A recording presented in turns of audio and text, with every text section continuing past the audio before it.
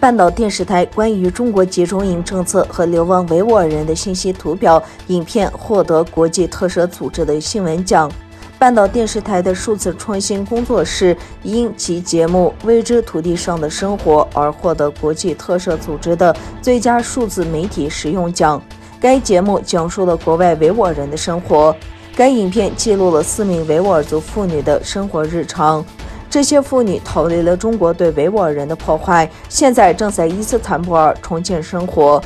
总裁扎赫拉对半岛电视台说：“我们的团队将继续使用创新技术和格式来讲述受冲突和不平等影响最大的人的故事。我们在维吾尔人的家庭中度过的时光，帮助我们更好地了解他们的情绪压力和疏远感。”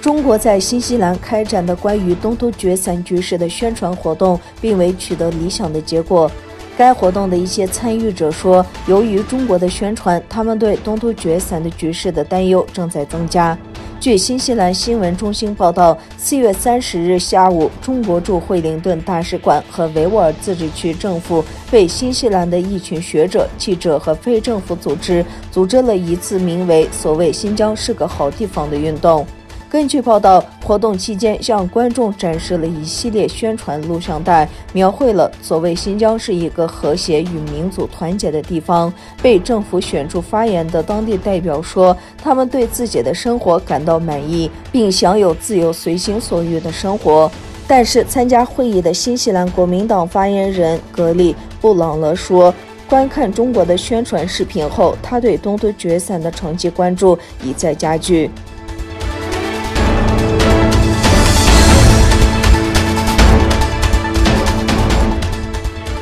美国贸易代表处发表年度特别301报告，指中国未有完成全面履行两国首阶段贸易协议中有关保护美国知识产权的承诺，继续将中国列为优先关注名单。报告提到，中国去年修订专利法、版权法及刑法，又发布多项有关知识产权的监管措施草案。但这些迈向改革的措施需要有效执行，而且未做到所需的全面根本改变，因此修订法律的有效性仍然存在不确定因素。认为中国的司法体系保护外国公司的知识产权不力，真正独立的司法对促进中国的法治及知识产权保护至关重要。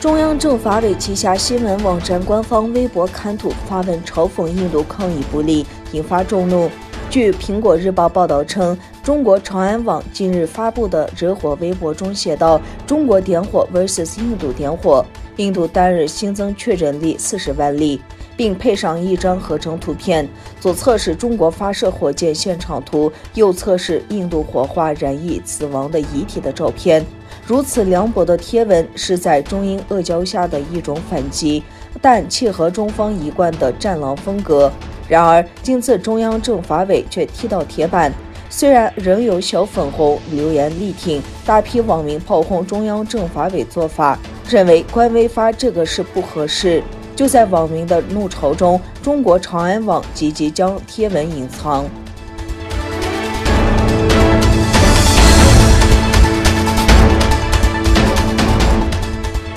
吉尔吉斯斯坦和塔吉克斯坦于5月1日签署停火协议后，吉尔吉斯斯坦总统萨德尔·加帕罗夫昨天在公众讲话，他说：“我敦促每个家庭返回家园，不要相信挑衅。”他指出，吉尔吉斯斯坦与塔吉克斯坦边界上有超过27000名平民因冲突而流离失所。加帕罗夫承诺，因事件而损坏和烧毁的房屋将由国家修复。同时，当局表示，该地区的局势已得到控制。